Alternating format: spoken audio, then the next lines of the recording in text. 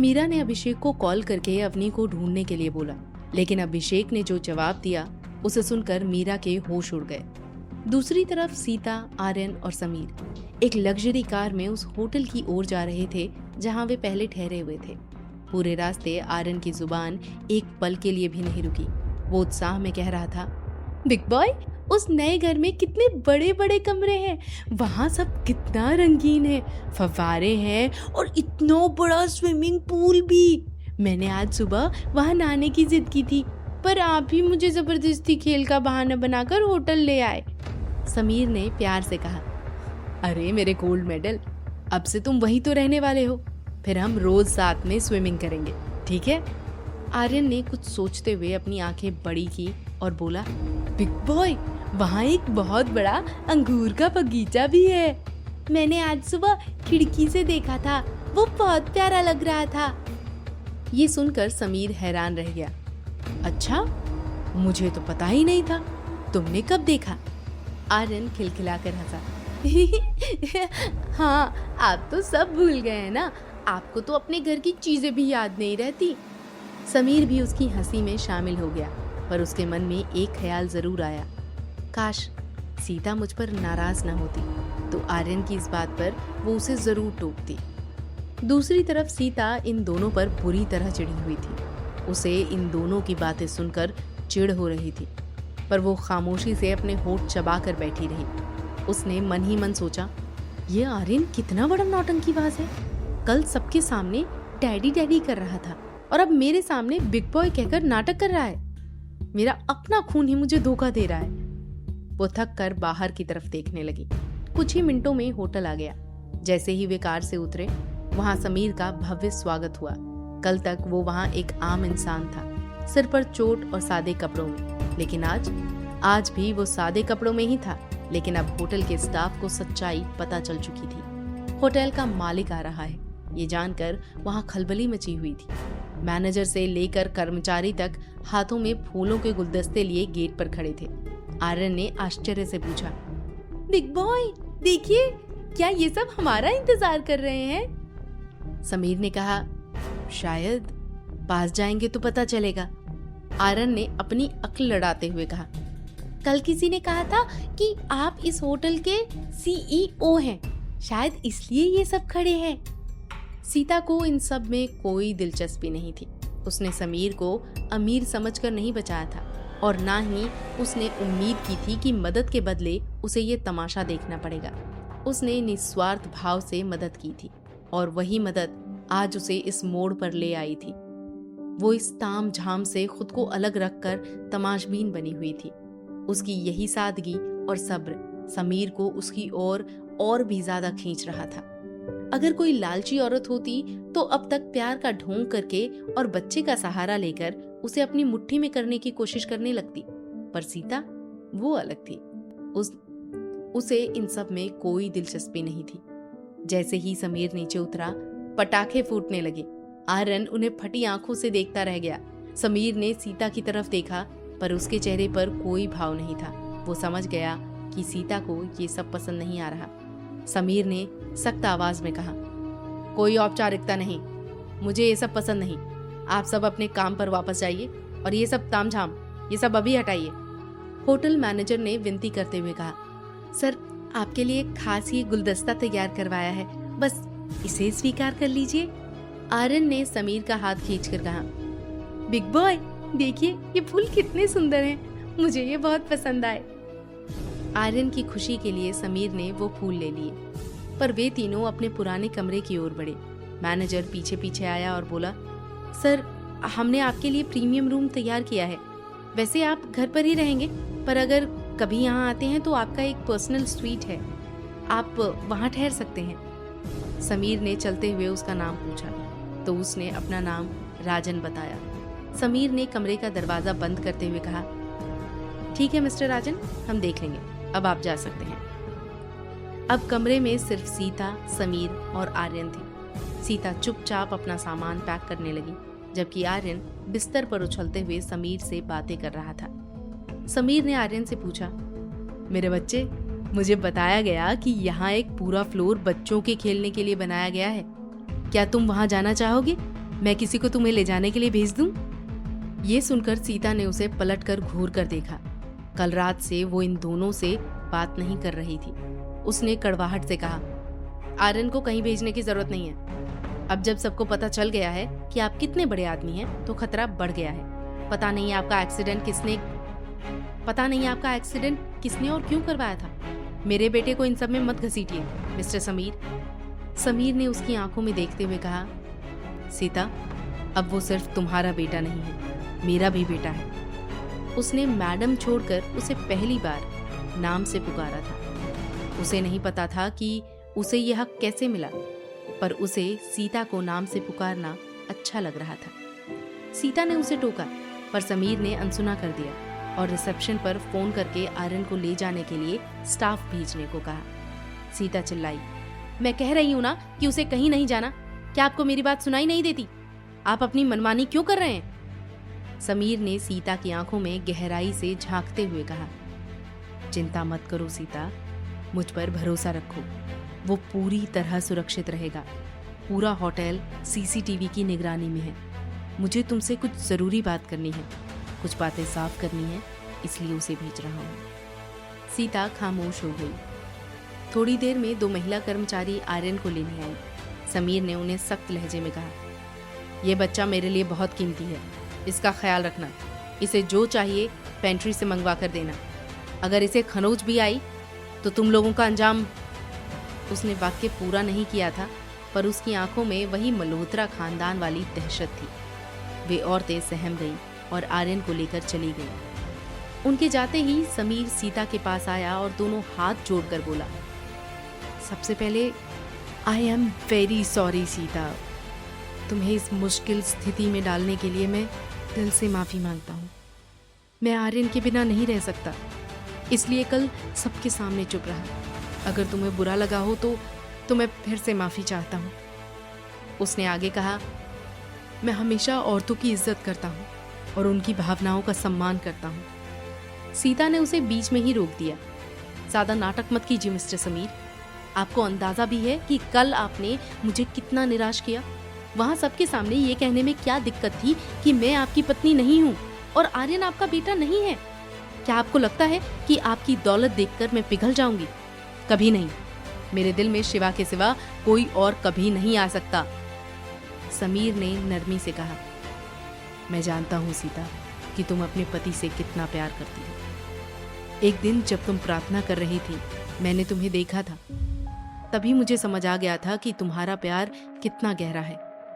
समीर ने आगे कहा, मैंने सोचा था कि काश मेरे लिए भी कोई ऐसी ही लड़की इंतजार कर रही होती, पर चाहे कोई भी इंतजार करे, मैं आर्यन को नहीं छोड़ सकता।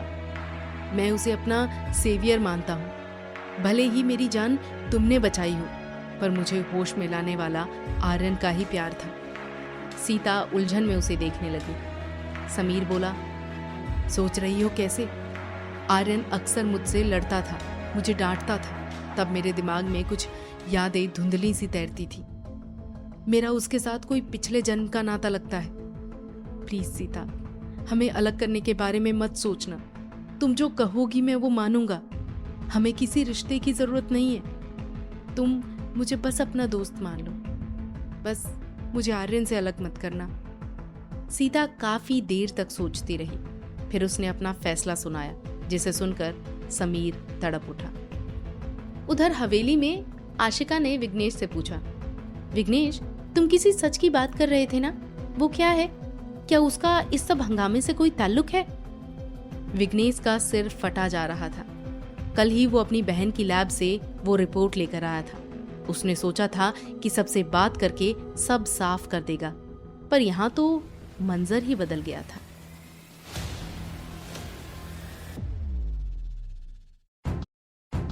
आशिका ने विघ्नेश से टेस्ट के बारे में पूछताछ की। विघ्नेश पिछली रात ही अपनी बहन से वो रिजल्ट लेकर आया था। उसने सोचा कि आज सब बैठकर इस पर बात करेंगे और तस्वीर साफ हो जाएगी, लेकिन उसे अंदाजा नहीं था कि हालात इतनी जल्दी बिगड़ जाएंगे। उसने कुछ देर और सोचा और फिर एक कड़ा फैसला लेकर हॉल में बैठी राजेश्वरी के पास गया। अवनी के जाने के दुख में डूबी राजेश्वरी से उसने पूछा, माँ, आपके भाई रंजीत मामा कहाँ हैं? राजेश्वरी ने उदास मन से कहा, बेटा वो तो सुबह जल्दी ही ऑफिस निकल गए होंगे। पहले उन्हें फोन करके बताओ कि अवनी गायब हो गई है। वो उस बच्ची से बहुत प्यार करते थे। तभी कृष्णा वहां आया और राजेश्वरी का फोन उनके हाथ में थमाते हुए बोला, माँ वो भी गायब हैं। मैंने अपने सभी ब्रांच ऑफिस में कॉल करके पूछा, वो कहीं नहीं गए हैं। विघ्नेश तुरंत अपनी कार से कुछ दस्तावेज निकाल लाया और सीधा विवान के कमरे का दरवाजा खटखटाने लगा। अंदर विवान नशे में धुत पड़ा था। उसे बाहर आकर किसी से बात करने में कोई दिलचस्पी नहीं थी। विघ्नेश के बार बार दरवाजा पीटने पर विवान अंदर से एक राक्षस की तरह चिल्लाया, जो कोई भी है दफा हो जाओ यहाँ से। मैं अभी इंसान नहीं रहा। अगर मैं बाहर आया तो तुम में से कोई जिंदा नहीं बचेगा। विघ्नेश ने अपने गुस्से पर काबू पाया और चिल्लाकर कहा, मिस्टर विवान मल्होत्रा, आपने अपने परिवार के बारे में एक केस सुलझाने को कहा था। मैंने वो केस आज खत्म कर दिया है। ये रिपोर्ट पकड़ो और फिर मुझे तुम्हारे इस परिवार से कोई लेना देना नहीं रहेगा। मैं बस इसलिए यहाँ खड़ा हूँ। लेकिन विवान उठने की हालत में नहीं था। उसके मन में नफरत की आग जल रही थी। वो बार बार यही सोच रहा था कि अवनी ने उसे छोड़ने की हिम्मत कैसे की। वो शराब और सिगरेट के धुएं में खुद को बर्बाद कर रहा था।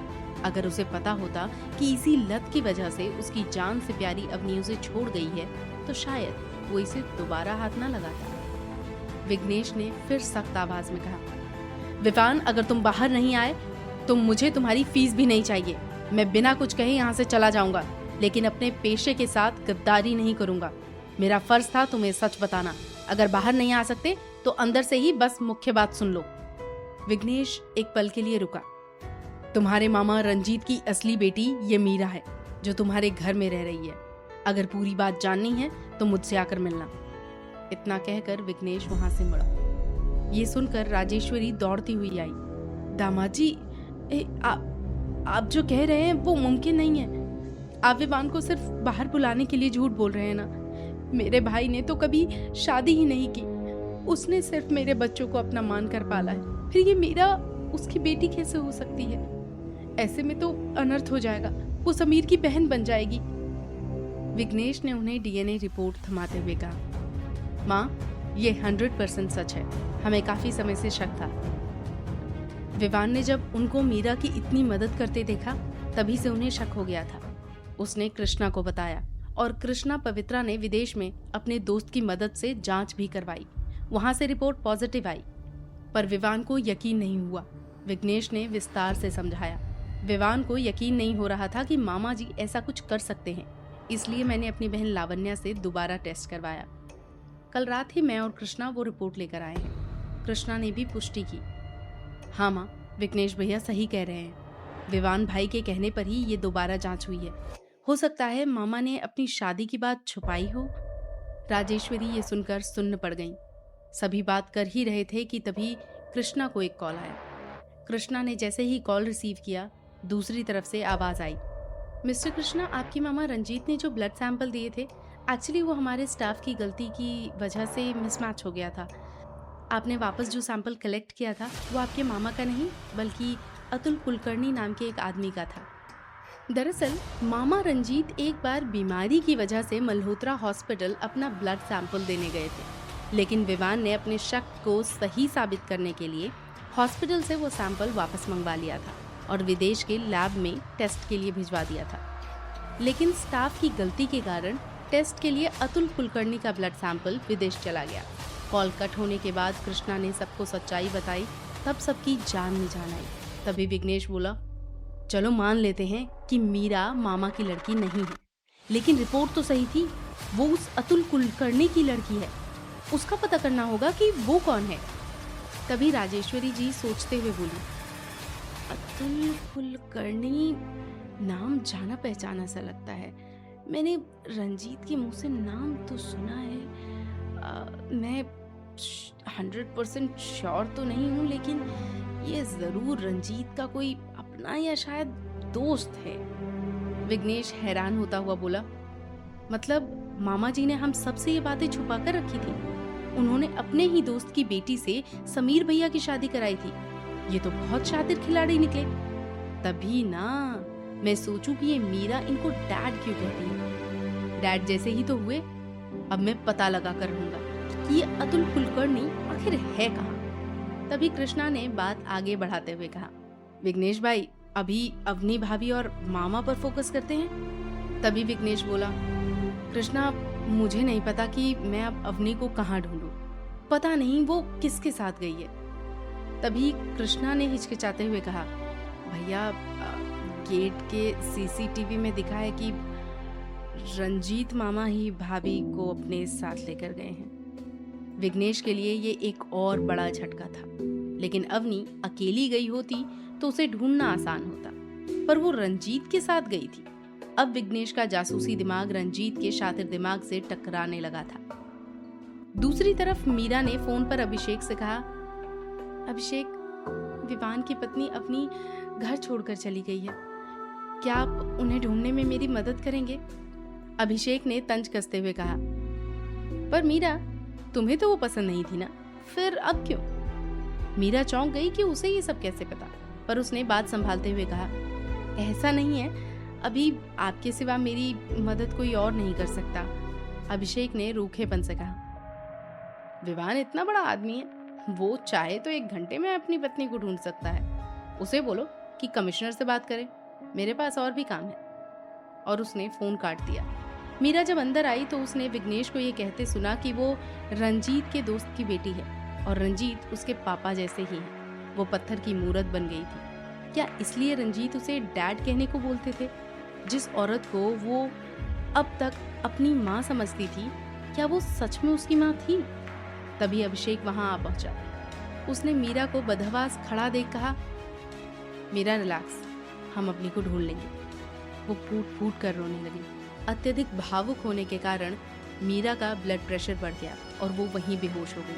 आशिका ने चिल्लाकर कहा, ये सीरियस है, इसे तुरंत हॉस्पिटल ले जाना होगा। अभिषेक ने बिना वक्त गवाए मीरा को गोद में उठाया और आशिका के साथ हॉस्पिटल की ओर निकल पड़ा।